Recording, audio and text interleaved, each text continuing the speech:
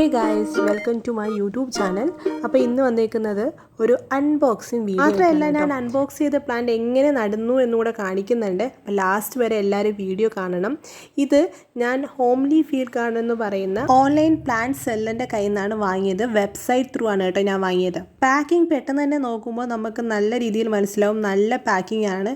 മാത്രമല്ല എന്തൊക്കെ പറഞ്ഞാലും പ്ലാന്റ്സ് ആണ്. പ്ലാന്റ്സ് നല്ല രീതിയിൽ പാക്ക് ചെയ്യുന്നതിൽ അവർക്ക് 10 out of 10 തന്നെ കൊടുക്കണം. അതുപോലെ തന്നെ കസ്റ്റമർ സർവീസ് എന്ന് പറയുന്നത് വളരെ നല്ലതാണ് കേട്ടോ. എന്തൊക്കെ ഡൗട്ട് ചോദിക്കുന്നുണ്ടോ അതിനൊക്കെ അപ്പം മെസ്സേജ് അയക്കുന്നുണ്ട്. അതിനും ഞാൻ 10 out of 10 തന്നെ കൊടുക്കും. ശരിക്കും പറഞ്ഞാൽ പാക്കിംഗ് കാണുമ്പോൾ അറിയാം, നല്ല നീറ്റായിട്ടുള്ള പാക്കിംഗ് ആണ്.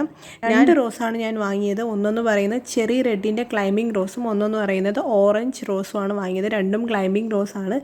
ശരിക്കും പറഞ്ഞാൽ അവരുടെ കയ്യിൽ റോസ് കുറവാണ് കേട്ടോ. അവരുടെ കയ്യിലുള്ള റോസൊക്കെ പലതും എൻ്റെ കയ്യിലുള്ളത് കൊണ്ട് നമുക്ക് മേടിക്കാൻ പറ്റത്തില്ലല്ലോ. പുതിയ പുതിയ കളക്ഷൻസ് വരുമ്പോൾ ഞാൻ സെർച്ച് ചെയ്യാറുണ്ട് വന്നിട്ടുണ്ടോ ഇല്ലയോ എന്ന്. 2 റോസും എൻ്റെ കയ്യിൽ ഇല്ലാത്തതായിരുന്നു, അതാണ് ഞാൻ വാങ്ങിയത്. വെബ്സൈറ്റ് ത്രൂ ഓർഡർ ചെയ്യുമ്പോൾ 3 ഓപ്ഷൻസ് ഉണ്ടായിരുന്നു. DTDC വേണോ, സ്പീഡ് ആൻഡ് സേഫ് വേണോ എന്നൊക്കെ. അപ്പോൾ ഞാൻ സ്പീഡ് ആൻഡ് സേഫ് ആണ് സെലക്ട് ചെയ്തത്. എനിക്ക് തോന്നുന്നു 50 rupees ആയിരുന്നു അതിന്.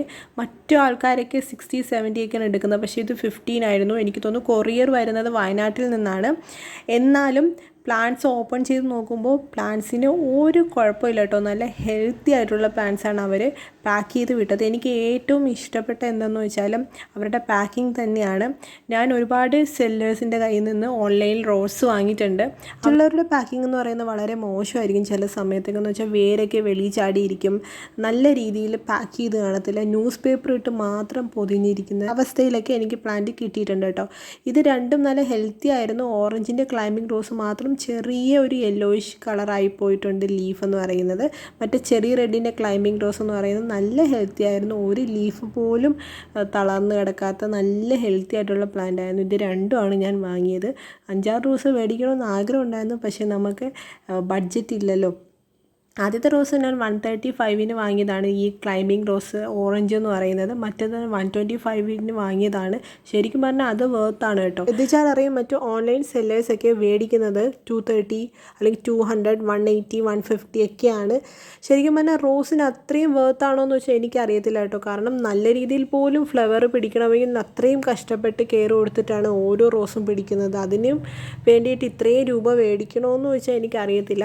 നമ്മൾ നേരിട്ടൊക്കെ പോയി മേടിക്കുകയാണെങ്കിൽ, അതായത് തമിഴ്നാട്ടിലോ അങ്ങോട്ടുള്ള സ്ഥലത്തൊക്കെ നേരിട്ട് മേടിക്കുകയാണെങ്കിൽ അവർ വെറും 1800 rupees റോസ് തരാറ്, അല്ലെങ്കിൽ 60 rupees റോസ് തരാറ്. ഇത്രയും കത്തി റേറ്റൊന്നും തരാറില്ല കേട്ടോ. ഈ 280 എന്നൊക്കെ പറയുന്നത് വളരെ കത്തിയായിട്ടുള്ള റേറ്റ് ആണെന്നാണ് എനിക്ക് തോന്നുന്നത് പേഴ്സണലി. അപ്പോൾ ഈ പോട്ടിലാണ് ഞാൻ റോസ് നടാൻ പോകുന്നത്. ഇതെന്ന് പറയുന്നത് ലോട്ടസ്, അതായത് താമരയുടെ പോട്ടാണ് കേട്ടോ. അത് ഹോളില്ല, ഞാൻ ഹോൾ ഇട്ടതാണ്. താമരയുടെ പോട്ടാകുമ്പോൾ കുറച്ച് വീതിയും വിസ്താരമൊക്കെ ഉണ്ടായത് കൊണ്ട് നല്ല കാണാനും നല്ല ഭംഗിയുള്ളത് കൊണ്ട് ഞാൻ വാങ്ങിയതാണ്. അതിൽ ഹോൾ ഇട്ടാൽ മതി. അപ്പോൾ റോസിനെ ഇതിലാണ് നടുന്നത്. ക്ലൈമ്പിംഗ് റോസ് ആയതുകൊണ്ട് ശരിക്കും പറഞ്ഞാൽ ക്ലൈംബ് ചെയ്ത് പോവും. അപ്പോൾ നല്ല രീതിയിൽ വലുതാവും. അപ്പോൾ നമ്മൾ സപ്പോർട്ട് ചെയ്ത് കൊടുക്കണം കേട്ടോ. കുറച്ചുകൂടെ കഴിയുമ്പോൾ കമ്പൊക്കെ വെച്ച് കൊടുത്തിട്ട് സപ്പോർട്ട് ചെയ്യണം. അപ്പോൾ നല്ല രീതിയിലുള്ള പാക്കിംഗ് ആയിരുന്നു കണ്ടോ. നല്ല രീതിയിൽ അവർ പാക്ക് ചെയ്തിട്ടുണ്ട്. ഒരു വേര് പോലും വെളിയിൽ ചാടാൻ നല്ല രീതിയിൽ പാക്ക് ചെയ്തിട്ടുണ്ട് കേട്ടോ. അതൊക്കെ നല്ലതായിരുന്നു. പ്ലാന്റ്സും നല്ലതായിരുന്നു. വേറെ മോശമായിട്ടുള്ള കമൻസ് ഒന്നും പറയാനില്ല. ശരിക്കും പറഞ്ഞാൽ നിങ്ങൾക്ക് അറിയുന്ന നല്ല നല്ല പ്ലാന്റേഴ്സിനെയൊക്കെ നിങ്ങൾക്ക് കമൻറ്റ് ബോക്സിൽ പറയാൻ കേട്ടോ. അപ്പോൾ എല്ലാവർക്കും കൂടെ അറിയാമല്ലോ അത്. അപ്പോൾ ഈ പോട്ടിലാണ് ഞാൻ നടാൻ പോകുന്നത്. ആദ്യം തന്നെ ആ ചെറിയ ഹോളൊക്കെ ഒന്ന് ജസ്റ്റ് കല്ല് വെച്ചിട്ടൊന്ന് അടയ്ക്കാം. കാരണം ടെറസിൽ പ്ലാന്റ് വെക്കുന്നുണ്ട്, മണ്ണലി പോലും ഉണ്ടെങ്കിൽ വളരെ പ്രശ്നമായിരിക്കും. അപ്പോൾ ചെറിയ കല്ല് മാത്രമേ ഞാൻ വെക്കുന്നുള്ളൂ കേട്ടോ. അത് കുറച്ചേ വെക്കുന്നുള്ളൂ. ചിലവർ കമ്പോസ്റ്റൊക്കെ ഇടാറുണ്ട്, ചിലവർ കരിയിലേക്ക് ഇടാറുണ്ട് കേട്ടോ. അതൊക്കെ ബെറ്ററാണ്. പക്ഷെ ഞാനതൊന്നും ഇടുന്നില്ല, വെറും മണ്ണ് മാത്രമേ ഇടുന്നുള്ളൂ.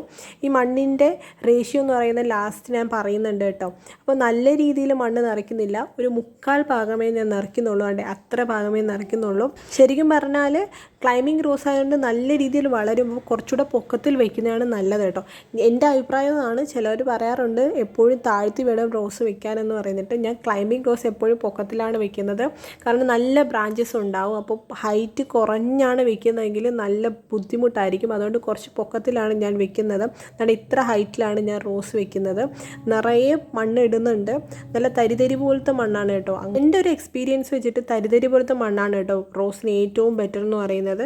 നമ്മുടെ ഈ നഴ്സറിയിൽ നിന്ന് കാണുന്ന പശമണ്ണ് മാക്സിമം അതിനെ ഇളക്കി കൊടുത്തിട്ട് വേണം നടാൻ വേണ്ടിയിട്ട്. കാരണം അല്ലെങ്കിൽ വേര് ഓടത്തില്ല. വേര് ഓടിയില്ലെങ്കിൽ നമ്മളെ റോസ് വളരത്തില്ല. അതാണ് എപ്പോഴും മുരടിച്ച് നിൽക്കുന്നത്. അതിൻ്റെ ഒരു കാരണം എന്ന് പറയുന്നത് അതാണ് കേട്ടോ. ഇതാണ് ചെറി റെഡ് എന്ന് പറയുന്നത്. ചെറിയ പൂക്കളാണ്, കൊലകൊലോളം പൂക്കളായിട്ട് പിടിക്കും. ഇതെൻ്റെ കയ്യിലൊക്കെ ഉണ്ടായിരുന്നു കേട്ടോ മുമ്പ്. അതെങ്ങനെയോ പോയതാണ്. നിറയെ പിടിക്കും. അതിൻ്റെ ഒരു ചെറിയ കമ്പ് മതി. അപ്പോൾ ഇതെന്ന് പറയുന്നത് 2 ലിറ്ററിൻ്റെ കപ്പാണ് കേട്ടോ. അതിൽ ഫുള്ള് ഞാൻ മണലെടുക്കുന്നുണ്ട്. അതിൻ്റെ 3/4 പശമണ്ണ്, സാധാ മണ്ണ് എടുക്കുന്നുണ്ട്. പിന്നെ കുറച്ച് പൊടിയും വേപ്പിൻ പിണ്ണാക്കും എടുക്കുന്നുണ്ട്. അത് ചെറിയ റേഷ്യോയിൽ എടുത്താൽ മതി. അതിനുശേഷം നിറയെ വെള്ളം ഒഴിക്കുന്നുണ്ട്. കാരണം നമ്മുടെ ഈ വെള്ളം എന്ന് പറയുന്നത് ഈ പോട്ടയും മിക്സിയും കൂടെ താഴേക്ക് പോകുന്നുണ്ടോ എന്ന് നോക്കണം. അടഞ്ഞുവല്ലോ ഇരിക്കുകയാണെങ്കിൽ വെള്ളം കെട്ടി നിന്ന് നമ്മുടെ റോസ് നല്ല രീതിയിൽ നശിക്കാൻ ചാൻസ് ഉണ്ട്. അപ്പം നിറയെ വെള്ളം ഒഴിച്ചിട്ട് കുറച്ച് കഴിയുമ്പോൾ വന്ന് നോക്കിയാൽ മതി.